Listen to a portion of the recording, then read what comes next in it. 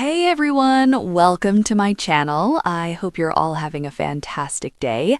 Hey, General Hospital fans, I've got your 2-week spoilers for March 2nd through the 13th. We're going to talk about Sonny confessing and Kristina absolutely raging about something. And for a change, I agree with her rage. It's Belinda from Soap Dirt. If you're not following us, please reach down, hit that subscribe button. Let's get right into it. On Monday, March 2nd, we've got Brooklyn and Chase finding out something upsetting, so maybe about his future at the PCPD or some hiccup in their adoption. And we also have Nathan talking to Brooklyn and Chase up at General Hospital, and those two look very concerned. So is this about the PCPD and the stunt that Chase just pulled? Meanwhile, Ned has a conversation with his son-in-law Chase and talks to him about his heart condition.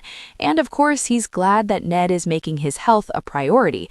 And then Ned wants to talk about Chase's priorities because Ned thinks that Chase's loyalties seem to lie with Willow instead of his wife Brooklyn.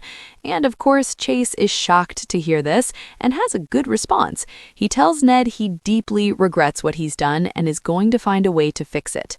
Plus, Tracy's talking to Brooklyn, and this may be about the Chase and Michael Key incident. And Tracy asks if Brooklyn knows this thing for sure or just wants to believe it. So I wonder if Tracy is going to have Brooklyn doubting Chase's innocence and whether he planted the key or not. Of course, he's denying it, and we all know he didn't do it. It was Willow.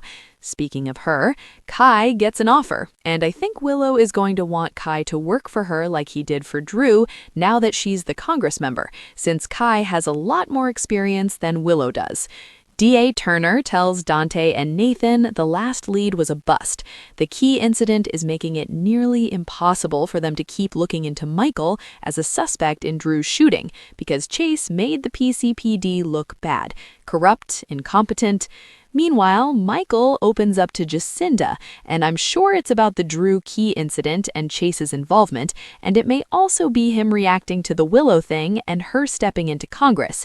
And Michael tells somebody, assumably Jacinda, that Dante wants to see him. So I wonder if Dante is going to tell Michael they're done looking into him because they have to be. And Kristina is ranting at Sonny, asking how is it fair? So I think at this point she's probably heard that Willow is getting Drew's seat in Congress instead of her mom. Kristina was so excited that Alexis was going to get that job, and now she's been passed over for Willow. So Kristina hates her and is going to be completely unhinged about this. And I'm sure Sonny's going to try and calm her down. He's been very conciliatory across the board. Laura sees a different side of Ezra, and we're all going to be seeing a new face of the guy. Look for recast Patrick Lewis to temporarily take on the role of Ezra short-term for a few episodes. So he and Laura have another chat, and she may see that Ezra is just as trapped and under Sidwell's thumb as she is. The usual actor, Daniel Cosgrove, was stuck in one of those winter East Coast ice storms in February and couldn't get to LA to film, so they needed a fill-in. Laura asks Willow if she plans to use her position to settle her own scores. I'm sure she tells Laura no, but come on, of course Willow's planning on doing exactly that. And Curtis makes a choice, and it may be about that divorce from Portia, because Trina's parents come together to see her, and they're looking a little tense. So Curtis and Portia might be breaking the news to Trina that, there's no chance, they're done. They're going to keep it amicable, they want a happy family. We'll see. Tuesday, March 3rd, Sonny makes a confession.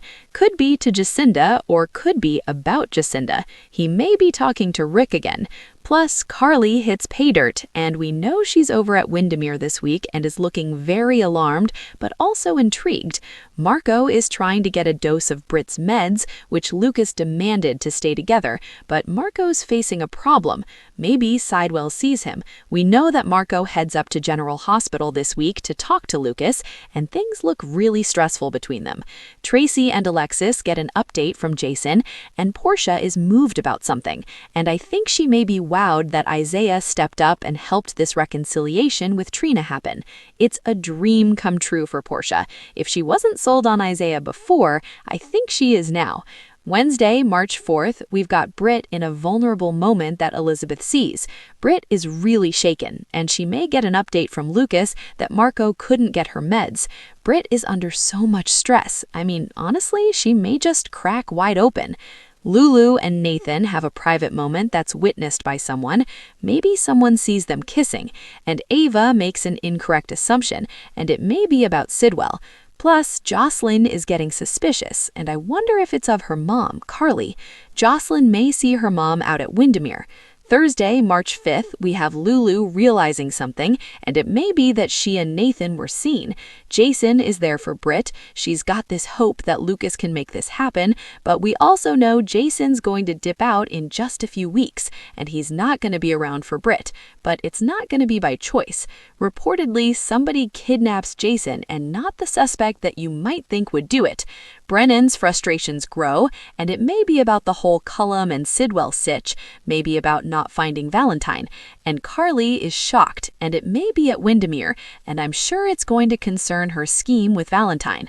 Brooklyn and Chase come up with a new approach, and then on Friday, March 6th, we've got Jocelyn needing to talk to Jason urgently. Plus, Brennan demands a favor. He calls one in, and I'm sure it's from Nina. She owes him big for deleting that footage of Willow, and she didn't produce anything to help him find Valentine, so I think Brennan's gonna circle back to her. Maxie makes her feelings known, and it may be about the deception ladies cutting a deal with Sidwell while she was comatose that she thinks is really bad for the company. Could be about Nathan and Lulu, but she's on fire about deception right now. Nathan is completely honest with Liesel, and I'm sure it's about Maxie and Lulu, and Trina gets a new opportunity that she jumps at.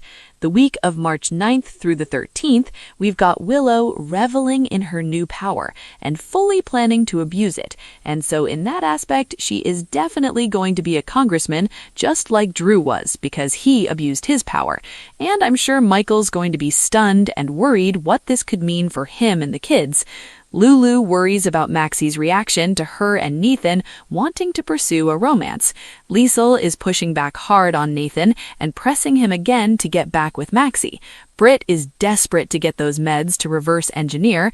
Marco is conflicted. He wants to help Lucas, but he is afraid of his father and Cullum and Pascal, so we'll see how conflicted he is in the end. Lucas is in danger. Sidwell and Pascal are all ready to kill Lucas, and one of them might strike soon, especially if they think he's manipulating Marco to turn against them. It's going to be time for Jason to disappear within the next couple of weeks after this, so he will be back this summer, should be on screen in July. Our leaker said he's kidnapped by somebody other than Sidwell and Cullum. Drew is deeply upset and trapped, and if Kai is around, maybe Drew will try to get him to help. Sonny wants to get closer to Jacinda, and Trina and Portia are working to rebuild their relationship. Thank you for being a loyal listener. Follow us wherever you get your podcast because you don't want to miss the next episode. Soap Dirt is on all the major podcast platforms, including Apple Podcast, Spotify, iHeartRadio, and more.